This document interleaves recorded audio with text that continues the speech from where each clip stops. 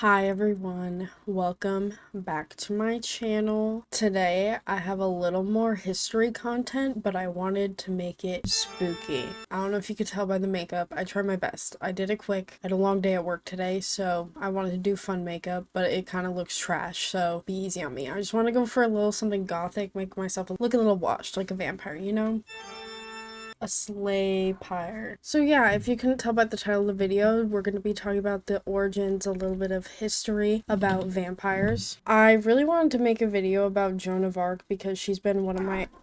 But I put that one on pause just because I felt like I kind of want to do something spooky, and I'm a big fan of horror, vampires, all that. So we're going to talk a little bit about where vampires originated, both in like folklore, like when people actually believed in it, and then in literature. To start off, we're going to talk about what a vampire is, just so we have an understanding of what they are like as a monster. So in the media, there have been a lot of different depictions of vampires. I think this is a conversation we have all the time about like, oh, there's like no consistent traits. They're different from like Dracula, Twilight, The Vampire Diaries, Nosferatu, and my favorite, True Blood. If you haven't seen True Blood, you gotta.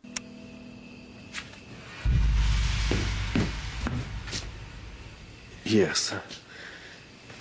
I suppose I should have mentioned that. But just to keep things clear for this video, we're not going to get into all those things today. I will be stopping pretty early in the timeline, but if you really like this video, I might dive deeper on like modern depictions of vampires. Though even through what we're going to talk about today, there are a lot of diverse accounts of what a vampire is. It's never really been a solid thing, and it's ever changing, which is kind of fun. So this makes it hard to define exactly what a vampire is. The main thing that I could say is common amongst every trait of vampires is that they suck blood of human beings. Usually we see this done with like the sharp canine teeth, and those teeth dig into the necks of their victims, and that's how they drink the blood of human beings. They're usually like these insatiable predators living an immortal life of just sucking humans dry endlessly. Another key characteristic is that vampires are seen as like an undead, meaning they've somehow died and come back to life after their human death.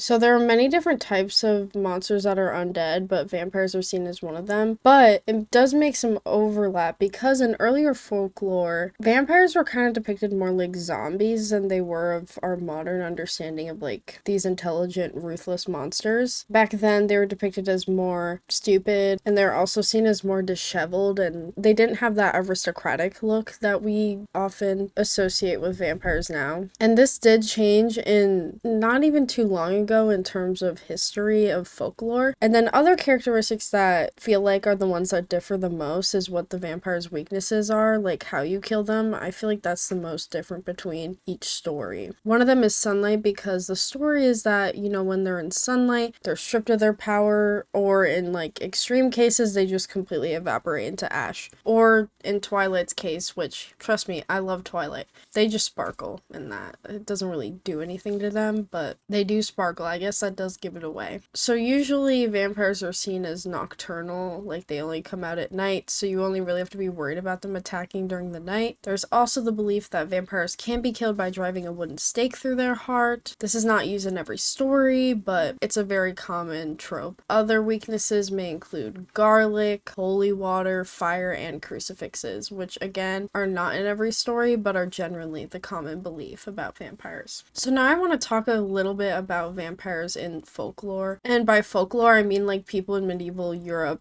genuinely believe this stuff. So it wasn't always defined as vampire activity, but there are stories that have been found that sound kind of similar to stories about vampires. A story about a creature that sucks human beings dry. That's been a thing in many eras of human civilization. Back to the Holy Roman Empire, they can find stories that are similar to a vampire. They might have not called it that, but this has been a thing that humans have kind of convinced themselves of for a very long time. Medieval Europe, shocker, I know, had a lot of these stories about vampires. because, you know, why wouldn't medieval Europe come up with this? It was medieval Europe. So one of the reasons they had so many of these stories is that there were a lot of diseases going around in medieval Europe, and at the time many of these diseases were unexplained. Like, they didn't know the cause, they didn't know how to cure them, people just suffered with these diseases, it was mysterious, they died. So they rationalized these unexplained diseases by being like, oh, it's a vampire. They were like, this is vampirism. They diagnosed them with vampirism. There were a couple of different diseases this happened to, and I don't think we'll ever have an answer on which one was the main reason, but scientists tend to believe that the main disease that got diagnosed as vampirism was a blood disease called porphyria, and this was because a person with porphyria, you know, people who suffer from this, it's a skin disease. Well, it's in your blood, but your skin boils, you get blisters when you're exposed to sunlight. So therefore that kind of correlates with the stories of like they're allergic to the sunlight and they're boiling, and it feeds into the stereotype that vampires can't go into the sunlight. So these people suffered from vampire accusations. And oddly enough, there were some things saying, I don't know if this is true, but maybe it was just a rumor. Back then, there was this belief that porphyria could be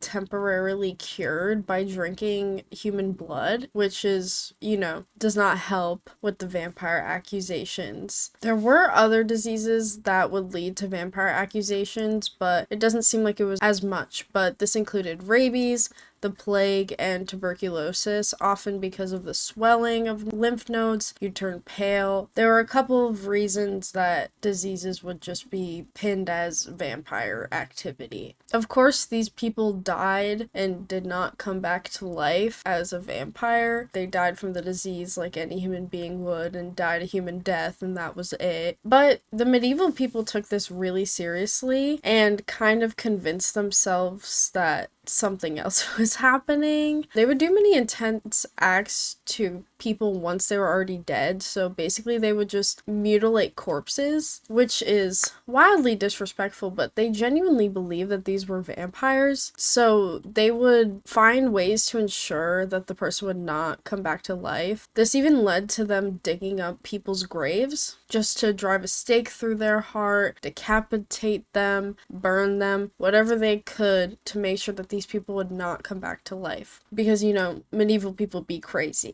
Another thing that was a problem is that medieval people were not very good at telling when people actually died. I guess they didn't know to take a pulse. They could not see that a person was breathing. I don't know. But there were lots of times where someone would be declared as dead, or people would have thought that someone died, but it turned out they were either just very ill and not moving, in a coma, or very drunk. So these people would be presumed dead and then seemingly come back to life, and then people would be really shocked and be like, oh, they gotta be a vampire, when no, this was just a blackout drunk person sobering up. So that was also not helpful to the vampire rumors. It's really fascinating how, like, even our understanding of medicine, as that progresses, we kind of become less psychotic about certain things. Like, I'm kind of wondering now, is there anything we don't have a scientific explanation for that we will in the future, and then be like, oh, we were so stupid back then? Alright, now we're gonna get into the 1800s and talk about the book The Vampyre, with a Y, by the way.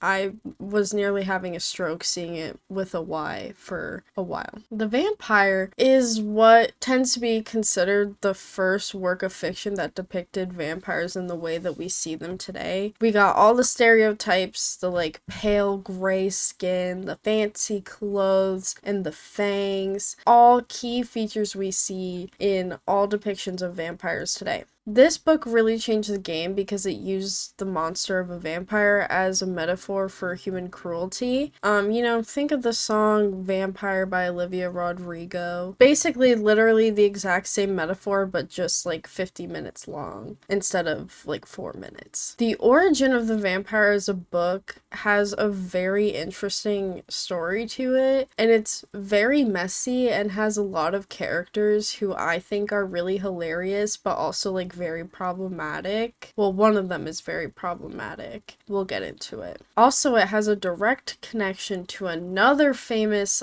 author in the Romantic period for literature and a famous horror book, which I also want to do a video on. We'll get to it. It all starts with the poet Lord Byron. Yeah. If you know, you know. He is the catalyst for the vampire and everything about it. And he is a whole can of worms himself. He is known as chronically bisexual, a player, cruel, an overall rude, messy person. Kaz Rowe has a really good video specifically on his bisexuality, but he is just fascinating, and I could probably make a whole video on like him as a person because he is a diva. That's the nicest word I could use for him. So yeah, go check out Kaz Rowe's video if you want to know more about his chaotic bisexual adventures, and then you'll fully understand the character of the man we're speaking of. I actually began this video unaware that I would run into Lord Byron, but I was so pleasantly surprised when I read his name. I was like, you mean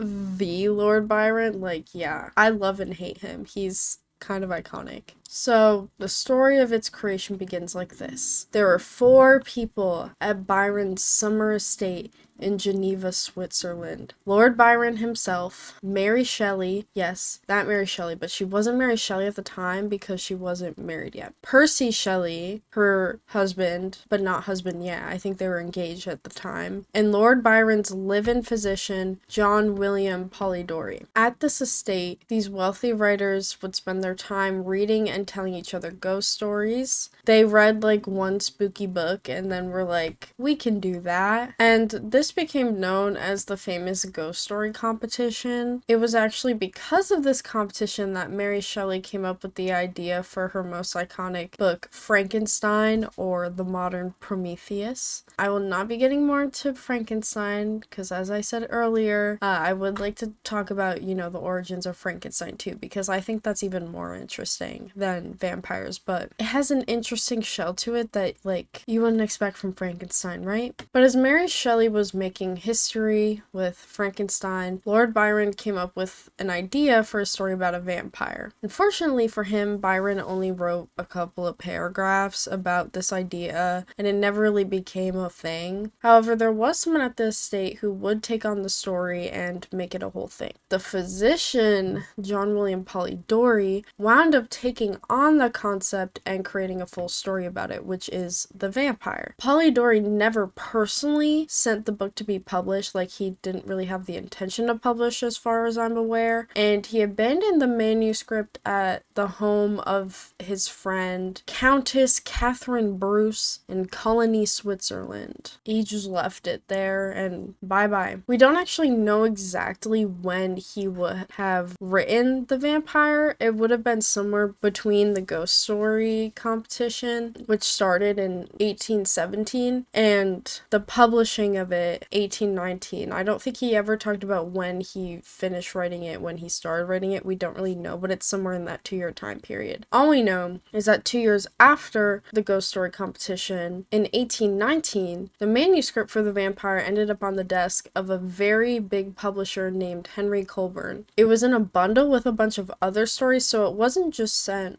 alone. We don't know who sent this in. It's never been identified who would, but it's assumed that they somehow had access to all of these other stories. One of them was Frankenstein, which already had been published. So it's really a confusing gesture to throw all of these stories on the desk of this publisher, but it happened. It's assumed that this person is someone from Countess Catherine Bruce's friend group, who was probably like at her estate, I guess was snooping around, and they got their hands on the story. So The Vampire was finally published that year in the New Monthly magazine, and it was titled The Vampire, a Tale by Lord Byron, which is crazy. I don't think it was credited who exactly wrote it, and I don't know why they thought Lord Byron wrote it, but they just assumed that he did, and Polidori saw them give credit to Lord Byron and immediately wrote to the publication, and he wanted credit credit for his writing, which I don't blame him. And Byron was not happy about being credited for The Vampyre. I don't know if he didn't like the story or something, but he was not happy to have been credited. He completely denied having anything to do with writing it, publishing it, or anything. And at that point, Lord Byron submitted his original story for publication, you know, the one that ended up being taken on by Polidori, that one. It was called The Fragment, which of course you've never heard of because it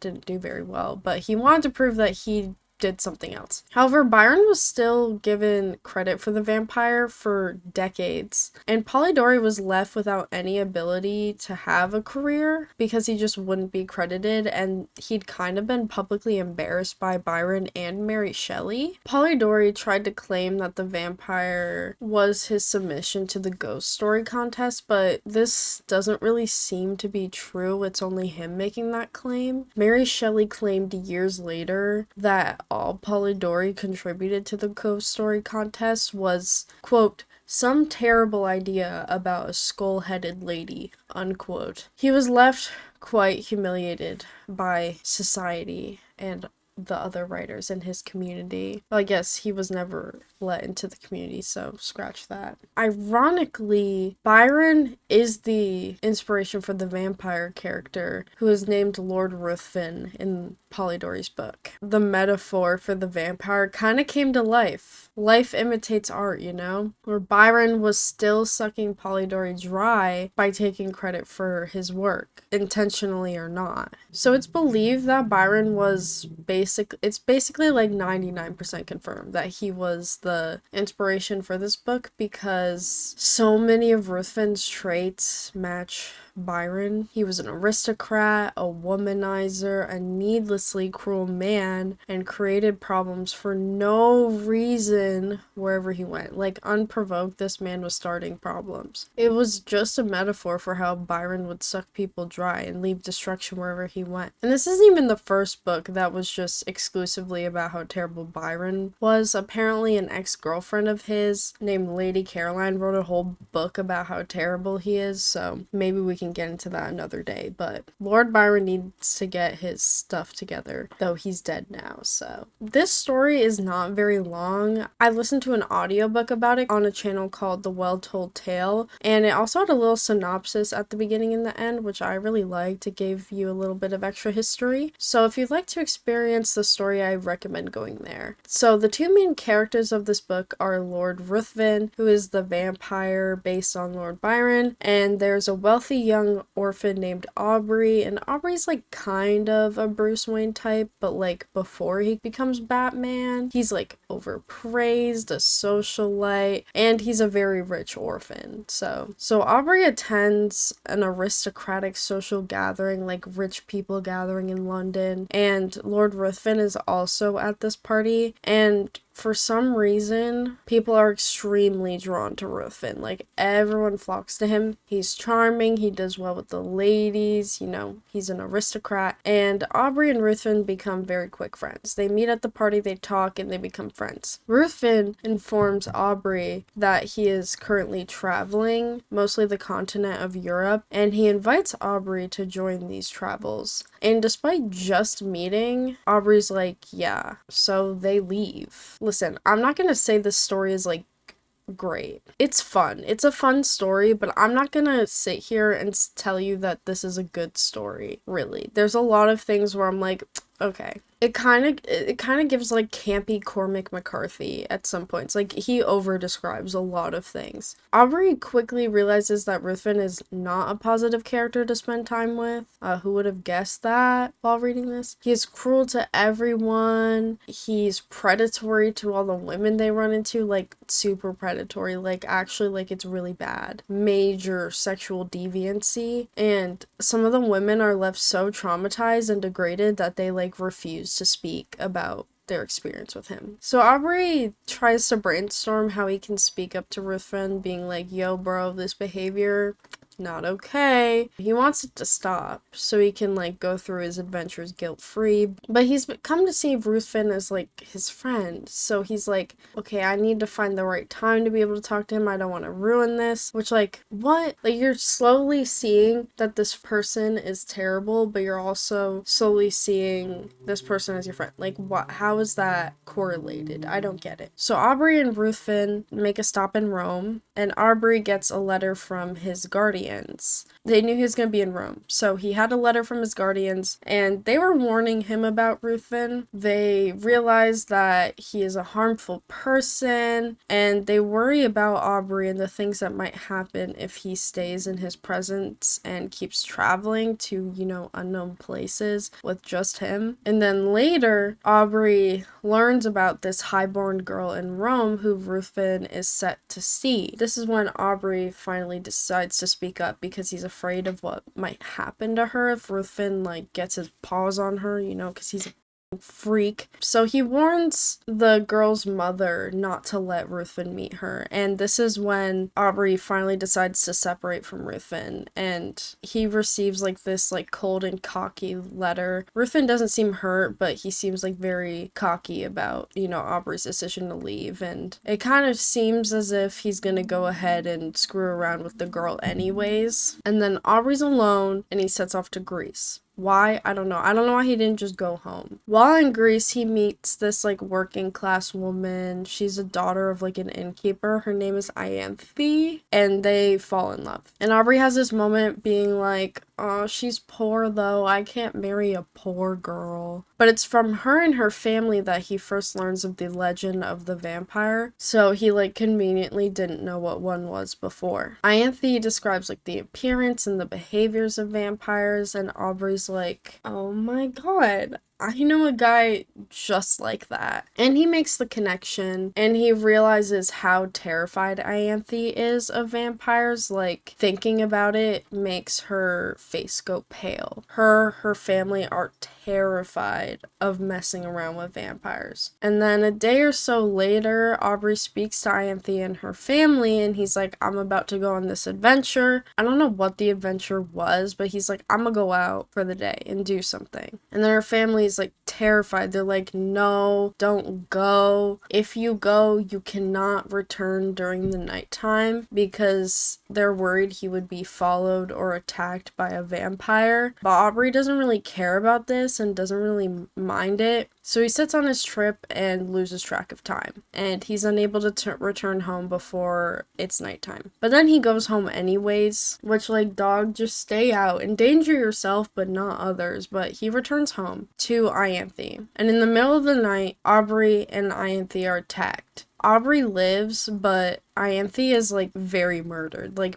murdered bad. The vein in her neck is ripped clean through, and Aubrey is just like, I mean, he's pretty injured, but he's not killed, but he's pretty badly injured. They emphasize as Aubrey is leaving the attack that he spots this dagger. He doesn't pick it up, but he takes note of it and leaves it at the scene. It's when he leaves that he starts to feel, you know, sick from his attack. He's very weak, getting sicker by the day. He's feverish, he's delusional, he's probably lost a lot of blood. He's so delusional that he starts to have conversations with Ianthe and Ruthven, who are seemingly not there. Ianthe definitely not, because she was brutally murdered. Eventually, Aubrey does, like, make it through this delusion. Like, he wakes up and he's overcome it. He wakes up to Lord Ruthven there. Seemingly, Ruthven had nursed Aubrey back to health. And this makes Aubrey feel bad, and then he feels an obligation to stick with Ruthven once again in their travels. Though he doesn't question why Ruthven was there or how he found him. I don't know, that would all feel very suspicious to me, you know? Like, when you think, like, how did he know I was hurt? How did he know where I was when I ditched him? Why was he there right after I got attacked? Like, think, Aubrey, I thought you were supposed to be smart. They set back on a journey. They basically immediately get attacked by this group of robbers. While they're attacking Aubrey and Ruthven, they fatally wound Ruthven. They attack him. I think like an arrow hits him or something. It's definitely a wound that you will not survive. The robbers begin to freak out. I don't know why now they're like, oh no, we messed up, when you just attack someone. But they like decided, they're like, oh, we went too far with this one, guys. And then they take him inside to a cabin. They try to help him, but like he's done for. Ruthven is done for. Their attempts to help are unsuccessful, and Ruthven gets closer and closer and closer to dying. Right before Ruthven dies, he aggressively, I cannot emphasize how aggressive he is. He aggressively makes Aubrey swear an oath to him, and this oath is that Aubrey must not speak at all of his death for exactly 1 year and 2 days. It's an odd amount of time to like make someone take a vow of silence, and why would you not want someone to talk? I mean, we know why he wouldn't want someone to talk about his death. It's just weird. Like, why wouldn't you make him vow that he can never talk about it ever again? But whatever. Ruthven promptly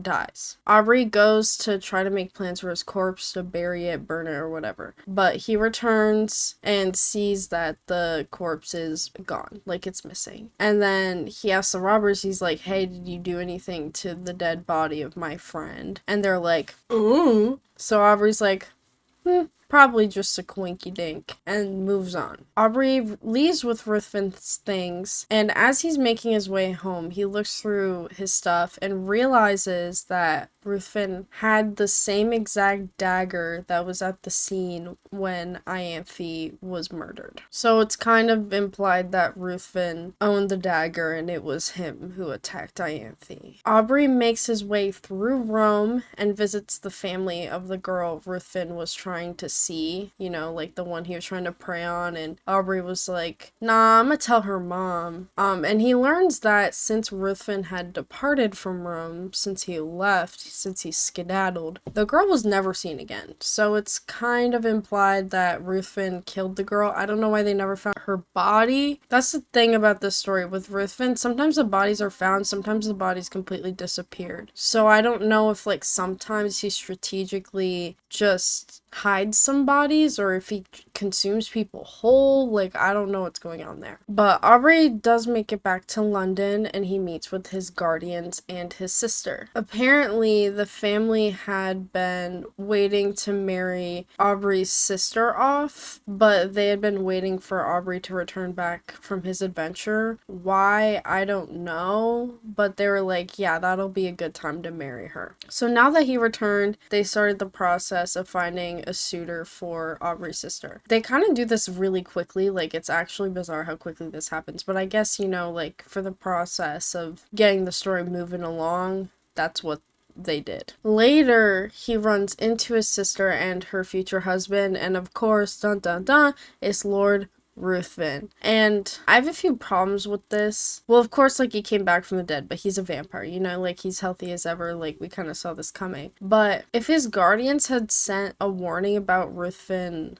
before, and this seemingly isn't a very long time apart, like maybe a couple of months, why would they suddenly let their adopted daughter marry a guy they just warned their adopted son about? Like, it just doesn't make sense. But, you know, like, plot, I guess, like something exciting needs to happen. So Aubrey does everything he can to warn his family, even though they should have already known better, to be like, no, we gotta stop the wedding, like, you can't. But he, like, feels bound to his oath. Like, there's no implication that there's any magic or going on or anything. I think Aubrey's just such a man of his word that he's just, like, gonna let his sister die. But he's like, oh, but I feel so bound to the oath. I can't speak up. So he wasn't able to mention that Ruthven had literally died in front of him. So they were set to be married on literally the last day of his oath. So he literally cannot mention, I saw Ruthven die. But maybe he could have mentioned things like he preyed on women, he degrades women, he's just a terrible guy. Like, why couldn't you just say that? As he was trying to explain that his sister should not marry Ruthven, people are like, oh my god, he's crazy. He's actually lost it. So they kind of just declare him as insane and kept him in his room during the wedding and all that. One last time right before the wedding, Aubrey is able to confront Ruthven in their home, but it's no use. Ruthven says some like sassy comment back to Aubrey, and Aubrey is so flabbergasted and furious that, and I'm not joking, this is literally what happens. Aubrey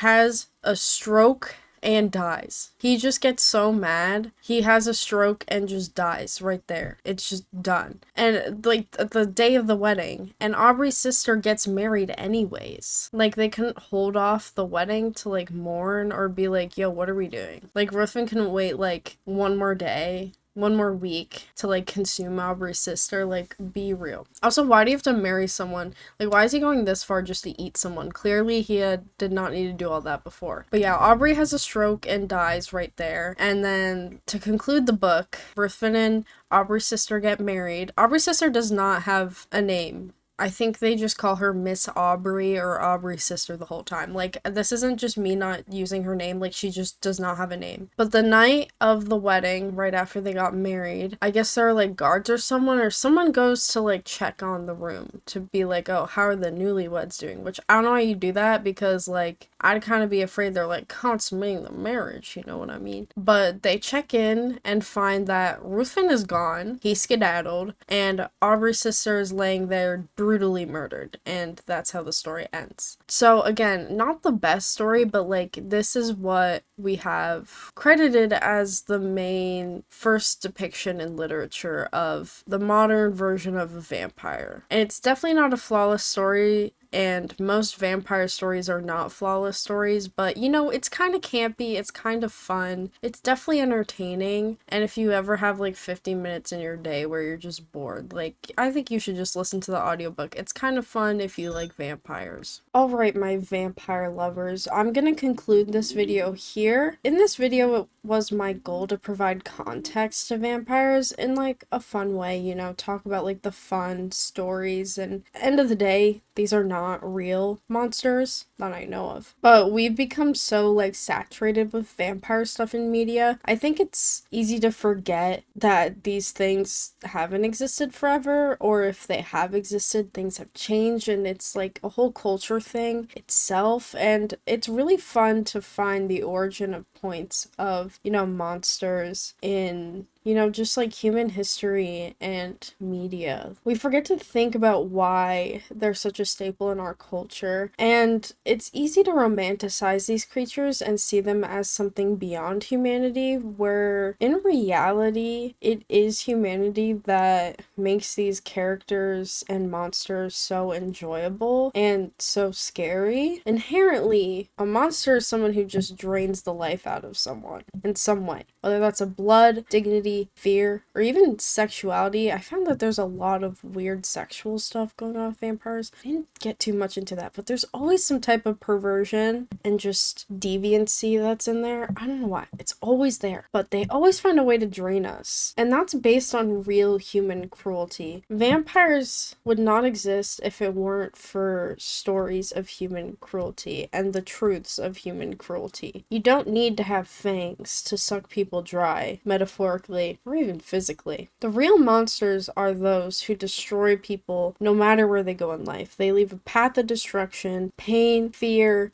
They humiliate. They use others who have nothing left. Those are the real vampires who use their power, wealth, just people who are just bullies, honestly. Just like anyone who just has this lust and power to destroy the lives of others. And that's what makes vampires so fascinating to us and to me specifically. We really like these monsters so much because we connect with it. We see it in everyday life. There are people in our lives and other people's lives who suck us dry. It's more fun to see them as this like fanged monster that is dressed in a silly costume, but in reality, the vampires are among us. They're venting. Anyways, I hope you guys enjoyed this video. If you like vampires as much as I do, let me know, and maybe I'll talk about Dracula. I haven't read Dracula. I was going to include Dracula in this video. I did research on the guy it's supposedly based on. I mean, it's basically like 99% confirmed that it was based on Vlad the Impaler. But if you want me to talk about that and talk about Nosferatu, any of the movies, Twilight, even the Vampire Diaries, I've watched the entirety of Vampire Diaries. I haven't finished True True Blood because it gets kind of unnecessary at season 5. But if you're a vampire lover and want to hear more about the history, I could go further in the timeline, or I could find more stories from even further back. Like, I could find more medieval stories.